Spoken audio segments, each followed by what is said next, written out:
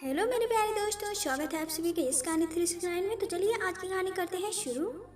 मेरा नाम मीनू है। मैं इस दुनिया के सबसे अलग खानदान में शादी करके चली गई थी। जी हाँ, यही कहना सही था, क्योंकि वहाँ काम ही ऐसे होते थे कि समझ से बाहर थे। मेरे ससुराल में मेरी एक जेठानी थी। जेठ जी शहर से बाहर काम करते थे। कभी कभी वह घर पर आते थे। दरअसल हमारी शादी हमारी मर्जी से हुई थी और मेरे घर वाले राजी नहीं थे, क्योंकि मेरा पति बहुत कमज़ोर और बीमार नजर आता था। मेरे पिताजी को पूरा यकीन था कि यह नशा करता है, जबकि ऐसा नहीं था। मैं बस इतना ही चाहती थी कि हमारी शादी शांति और सुकून से हो जाए, पर ऐसा नहीं हुआ और बात बिगड़ गई। मेरे घर वालों ने मेरे पति को कहा कि तुम्हारे पास 3 दिन है, इससे शादी करके ले जाओ, वरना चौथे दिन हम इसकी शादी कहीं और करवा देंगे। पति ने हाथ पांव मार के अपने दोस्तों की मदद ली। शादी हो गई। पिताजी ने कहा कि तुम्हारे लिए आज से इस घर के दरवाजे हमेशा के लिए बंद हो गए। मैं हैरान रह गई, जबकि सुरेश के पापा बिल्कुल भी नाराज नहीं थे। वो कहते हैं कि मोहब्बत करना गुनाह नहीं होता है। मेरी शादी में मैं अपनी जेठानी से मिली। उनसे मुझे तसल्ली से समझाया और कहा कि सब ठीक हो जाएगा। अब मेरा पति दिन रात मेहनत करने लगा, क्योंकि हमें पैसों की ज़रूरत थी। वो सुबह काम पर जाते और रात को लौटते हैं। ऐसे घर में सिर्फ मैं और मेरी जेठानी ही थी। एक दिन मैंने बहुत ही अजीब देखा। रात होते ही मेरी जेठानी सारा काम खत्म करने के बाद मेरे ससुर जी के कमरे में गई। उनके हाथ में तेल की एक कटोरी थी। ये सब देखकर मुझे बड़ा आश्चर्य हुआ। जेठानी अंदर गई और उसके बाद उसने दरवाजा बंद कर दिया। मैं हैरान रह गई कि भला इस वक्त इसका अंदर क्या काम है और यह तेल लेकर अंदर क्यों जा रही है। कुछ देर तो मैं खड़ी रही कि शायद तेल देने गई होगी। वो दरवाजा गलती से बंद हो गया होगा, वो अभी आ जाएगी, लेकिन वो वापस नहीं आई। आधे घंटे तक मैं इंतजार करती रही, लेकिन वो वापस नहीं आई। कुछ देर बाद मेरा पति भी आ गया। मैंने उनके लिए रात का खाना गर्म किया, फिर हम दोनों ने साथ बैठकर खाना खाया। थोड़ी देर के बाद उसने मुझे चाय बनाने के को बोल दिया। मैं चाय बनाने के लिए दोबारा किचन में गई। तब भी मैंने देखा कि मेरी जेठानी अपने कमरे में नहीं थी और ससुर के कमरे की लाइट भी बंद थी। इसका मतलब वो दोनों सो चुके थे। फिर मैं चाय बनाकर वापस आ गई तो बर्तन रखने के लिए जब दोबारा आई, तब भी मैंने देखा अभी भी जेठानी नहीं आई थी। मैं कुछ भी नहीं कर सकती थी। मैं अपने कमरे में आ गई। सुबह मैंने अपनी जेठानी से पूछना चाहा, लेकिन हिम्मत ही नहीं हो रही थी। अगले दिन फिर से यही होने लगा। वो रात का काम खत्म करके सभी के सो जाने के बाद तेल लेकर मेरे ससुर के कमरे में चली जाती और मैं देर रात तक जाती थी, क्योंकि मेरा पति देर रात को आता था। दरवाज़ा बंद होने वाली बातों ने मुझे बहुत परेशान कर दिया था। मैं धीरे धीरे चलती हुई कमरे के पास चली गई। मेरे कदम बहुत ही धीरे धीरे आगे बढ़ रहे थे और कान ज़्यादा ही खुले थे। थोड़ी सी आवाज़ होने पर मैं इधर उधर देखना शुरू हो जाती थी, लेकिन फिर मैं ऐसी आवाज़ सुनी जिसको सुनकर मेरे पैरों तले जमीन खिसक गई। कमरे से मेरी जेठानी की रोने की आवाज़ आ रही थी। मैंने अपने कानों को हाथ लगा लिया और मैं सोचने लगी कि आखिर ये हो क्या रहा है। मुझे लगा कि शायद मेरा वहम होगा, लेकिन मैंने आवाज़ सुनी और अब तो मुझे पूरा यकीन हो गया कि कुछ तो दाल में काला है। मैंने दरवाज़ा को खटखटाया, तभी कमरे की लाइट ऑन हो गई और डर गई थी। लगता है कोई आ रहा है। मैं वापस अपने कमरे में आ गई। सोचा अपने पति से इस बारे में बात करूं, लेकिन उसको ये सब कुछ मैंने नहीं बताया। अगले दिन अपनी जेठानी से बात करने के बारे में सोचा। वो मेरे सामने बैठी फ़ोन देख रही थी और मैं सब्जी काट रही थी। मैंने जेठानी से कहा कि रात को आप ससुर जी के कमरे में क्या करने गई थी और तुम्हारे हाथ में तेल था और तुमने दरवाज़ा भी बंद कर दिया। मेरी जेठानी के चेहरे का रंग फीका पड़ गया। उसको मुझसे इस तरह की बात सुनने की कोई उम्मीद नहीं थी। कहने लगी कि उनके पैरों में दर्द था, तो मैंने सोचा कि पैरों को थोड़ा दबाकर कि उनके पैरों में दर्द था। मैंने सोचा कि थोड़ा दबा कर तेल से मालिश कर देती हूँ, थोड़ा आराम मिल जाएगा। मैंने कहा चलो मान लिया कि आप मालिश करने गई थी, लेकिन दरवाज़ा बंद करने की क्या ज़रूरत थी? और तुम तो अंदर जाकर बैठ गई थी। मैं आधे घंटे से देख रही थी, तुम अपने कमरे में नहीं थी। मेरी जेठानी ने मुझसे झूठ बोल दिया कि मैं कमरे में नहीं थी, मैं बाथरूम गई हुई थी, इसलिए तुम्हें शायद मैं नज़र नहीं आई। मेरी तबीयत थोड़ी ख़राब थी, वो मुझसे नज़रें नहीं मिला पा रही थी और वो काम करने चली गई। मैंने कहा कि क्या हुआ था तुम्हारी तबीयत को? तो वो गुस्से से बोली, क्यों तुम इतनी सी बात को बड़ी कर रही हो? छोड़ो यह सब, आज बहुत ज़्यादा गर्मी है और तुम मुझसे इतने ज़्यादा सवाल क्यों कर रही हो? उसने बात को ही पलट दिया था, लेकिन मुझे अंदाज़ा हो गया था। मेरी एक बहुत ही अच्छी दोस्त थी। जब मैंने उसको यह सब कुछ बताया तो उसको ये बात सुनकर आश्चर्य हुआ। वो बोली, तुम पागल तो नहीं हो गई हो? वहाँ पर क्या हो रहा होगा, ये तुम्हें पता करना चाहिए। मेरी जेठानी भी अजीब तरह की औरत थी। वो अकेला रहना ही पसंद करती थी और कपड़े भी बड़े बड़े खुले खुले पहनती थी। एक तरफ बोलती कि मुझे गर्मी बहुत लग रही है और दूसरी तरफ इतनी लंबी और मोटे कपड़े पहनती थी, तब उसको गर्मी नहीं लगती थी क्या?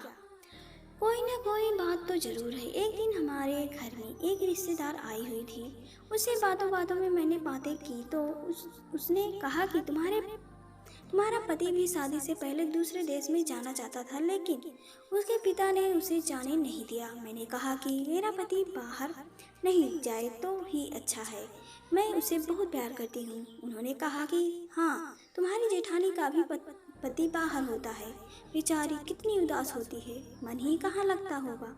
मैंने सोचा उदास तो नहीं होती है, बिल्कुल नॉर्मल रहती है, तैयार भी होती है, कपड़े भी नए नए पहनती है।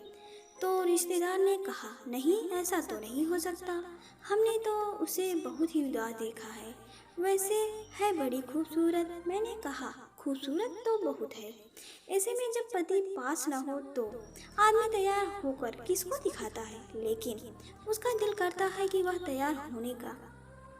यह अच्छी बात है, इंसान को अपने लिए भी तैयार होना चाहिए, अपने लिए भी जीना चाहिए। सिर्फ पति के लिए औरत क्यों तैयार हो, वह अपने लिए भी तो तैयार हो सकती है, ताकि अपने आप को खूबसूरत देखकर उसको खुशी मिले। मेरी जेठानी को देखकर बिल्कुल भी नहीं लगता था कि उसका पति बाहर विदेश में है। ना उसे घर में मेरे जेठ की कभी कोई चर्चा होती थी, ना ही उसका कोई नाम लेता था, ना मैंने उसकी कभी कोई फोटो देखी थी। जेठानी को भी कभी कभी अपने पति से बात करते हुए नहीं सुना था। अगर पति बाहर विदेश में हो तो फोन पर तो बात करता ही होगा। और यहाँ तक कि मेरे ससुर जी भी कभी जिक्र नहीं करते कि मेरा बेटा बाहर विदेश में है। एक दिन हम सब खाना खा रहे थे तो मेरे ससुर जी ने कहा, भगवान ने मुझे एक ही बेटा दिया है और यह सब कुछ उसी का ही है। साथ में ही वह खांसने लगे। मैंने कहा कि पापा, आपका एक और बेटा भी तो है? कहने लगा, हाँ एक और भी है, गलती हो गई मुझसे। बाप थोड़ी कभी अपनी औलाद को भूल सकता है। मैं तो मजाक कर रहा था। हम सब हैरान हुए कि वह एक कैसे भूल गए। मेरे पति ने भी अपनी अजीब सी शक्ल बना ली और जेठानी भी इधर उधर देखने लगी। ऐसा लगा कि ये तीनों ही मुझसे कुछ ना कुछ जरूर छुपा रहे हैं, लेकिन मेरी जेठानी की वही आदत थी। मैंने फिर उससे सवाल किया तो कहने लगी कि ससुर के पैरों में दर्द होता है, जब तक उनके पैरों को नहीं दबाती उनको नींद नहीं आती। लेकिन मैं ये सोच रही थी कि जब वो सो जाते हैं फिर भी ये अपने कमरे में वापस क्यों नहीं आती, ससुर जी के कमरे में ही क्यों रहती है? क्या पूरी रात ही पैर दबाती रहती है? ये रोज ससुर जी के कमरे में फिर वहीं पर सो भी जाती है, इसका वहाँ क्या काम है? और वो आवाज़ें, उसके बारे में तो सोच कर मेरा दिमाग ही घूम जाता था, जो मैं सोचा भी नहीं चाहती थी जो इस घर में हो रहा था। एक दिन तो अचानक ऐसा हुआ कि मैं अचंभित रह गई। मैंने अपनी जेठानी को कपड़े बदलते हुए देख लिया और वह मुझे देखकर एकदम से चौंक गई, लेकिन उससे ज़्यादा तो मैं सदमे में थी। मैंने कहा कि आप तो माँ बनने वाली हैं और आपने मुझे बताया भी नहीं, इतनी बड़ी बात। तो अपनी जबान मानो उसका साथ नहीं दे रही थी। पहले तो वह बहुत घबरा गई, फिर खुद को संभाल कर बोली, हमारे खानदान में यह सब बताया नहीं जाता। जब तक बच्चा 7 महीने का नहीं हो जाता तब तक किसी को भी यह बात नहीं बताई जाती। कहते हैं कि बताने से नजर लग जाती है, इसलिए मैंने किसी को भी यह बात नहीं बताई कि मैं माँ बनने वाली हूँ। मैंने कहा कि मेरे पति ने भी मुझे यह नहीं बताया, कभी ससुर जी ने भी इसका जिक्र नहीं किया।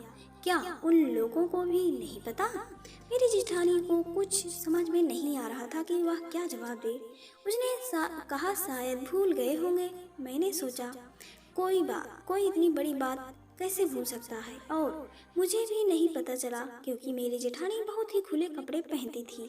पर अब उसको देखकर लग रहा था कि जैसे 8वां महीना चल रहा हो। इसका मतलब था कि 8 महीने पहले से मेरे जेठ जी आए थे, लेकिन फिर भी कोई इस घर में उनका नाम तक नहीं लेता। क्या उनकी कोई दुश्मनी थी या यह उनको पसंद नहीं थी?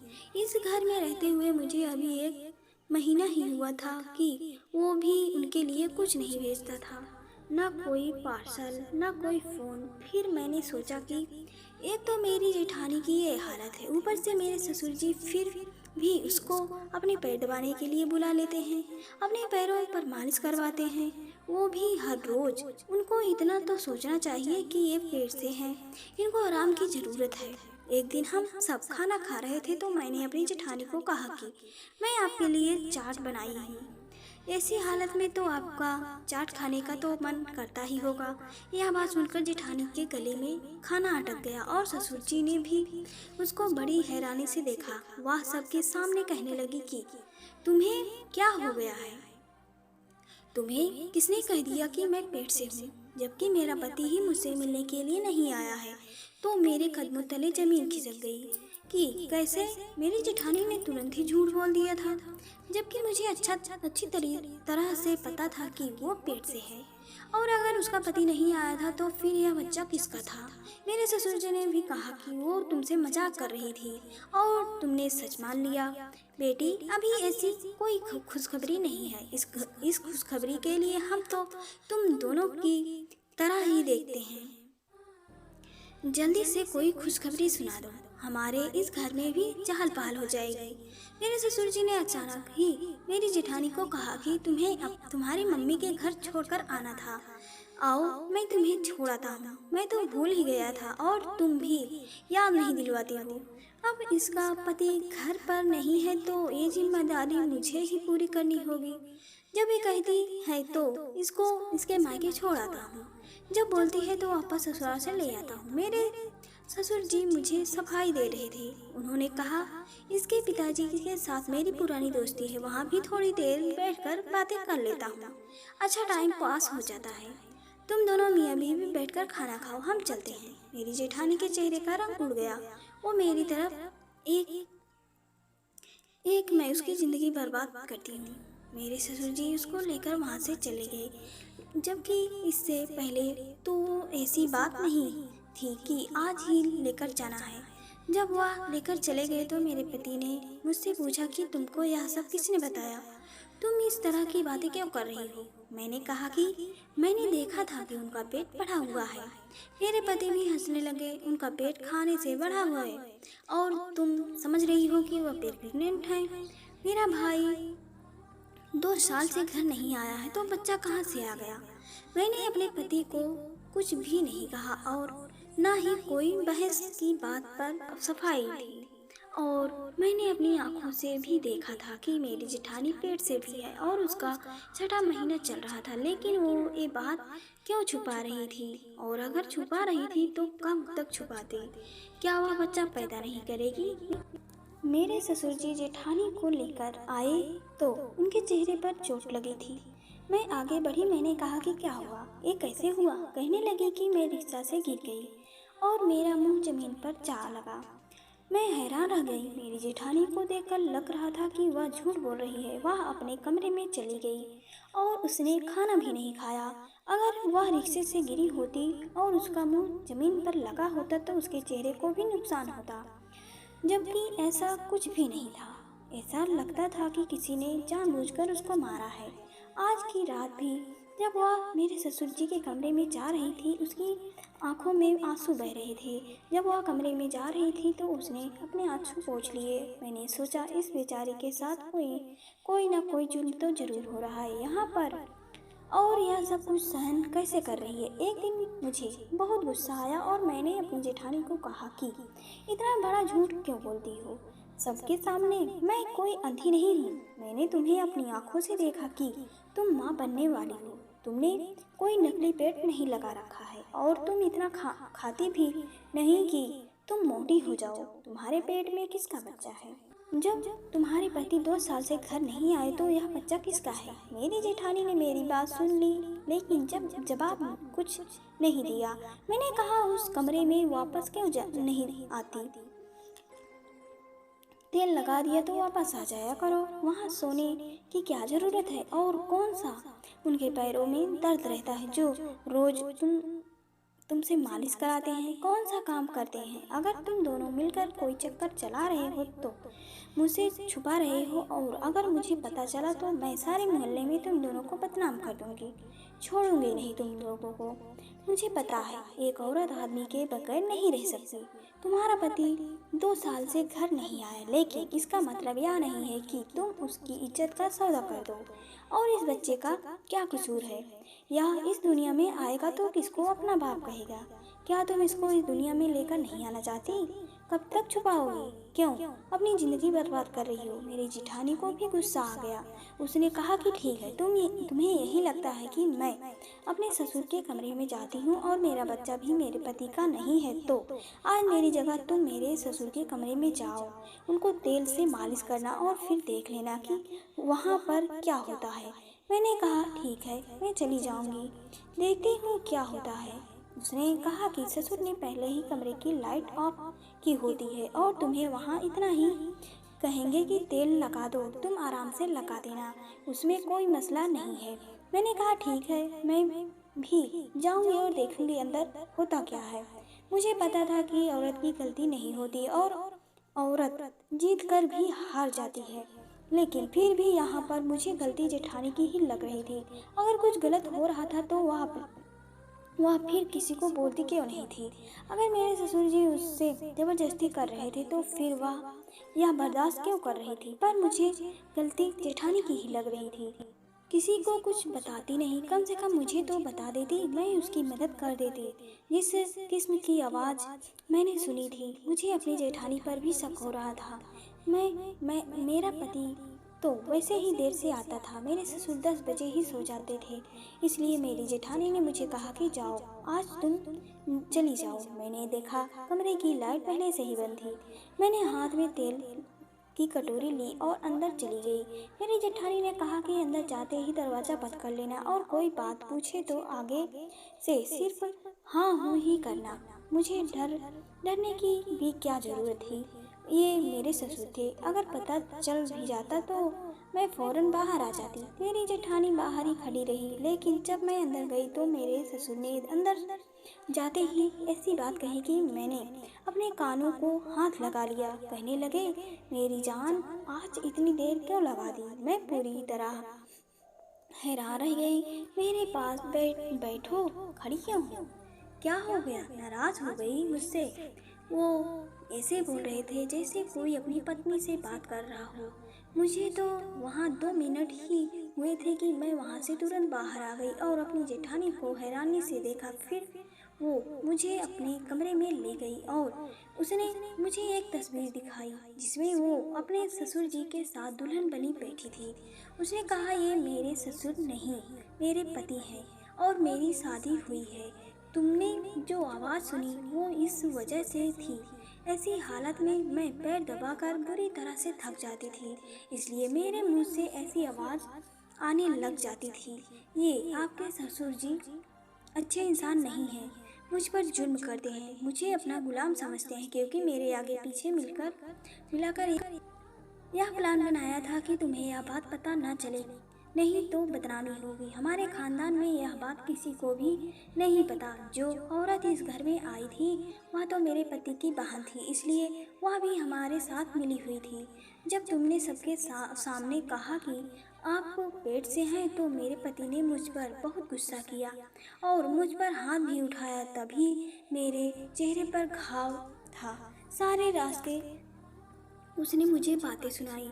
यह खानदान बहुत ही अजीब है, यहाँ पर बहुत सारे राज दबे हैं, जिनमें से मैं भी एक राज हूँ। तुम्हारे पति ने मुझे शायद यह बात इसलिए नहीं बताई कि तुम अलग से ना सोचो, तुम्हें बुरा ना लगे, लेकिन अब तुम अपने पति को बता देना कि तुम्हें सब कुछ पता है और खामोश रहना। मेरे पति खुद ही तुम लोगों को यह सब बातें बता देंगे जब तुम्हें यहाँ पर कुछ महीने हो जाएंगे, लेकिन तब तक तुम मेरी जासूसी करना, मेरे मामले में बोलना बंद कर दो। इसलिए आज मैंने तुम्हें अपनी जगह कमरे में भेजा था कि तुम्हें विश्वास हो जाए। मैंने अपनी जेठानी से माफ़ी मांगी और उससे बात नहीं करूँगी, क्योंकि मेरी वजह से आपकी ज़िंदगी भी बर्बाद हो सकती है। उसके बाद मैं अपने पति को यह बात बताई, वह भी शर्मिंदा हो गया। उसने कहा, जब तुम यहाँ पर आई थी मैं नहीं चाहता था कि तुम यह सोचो कि मैं कैसे लोगों के घर में आ गई हूँ।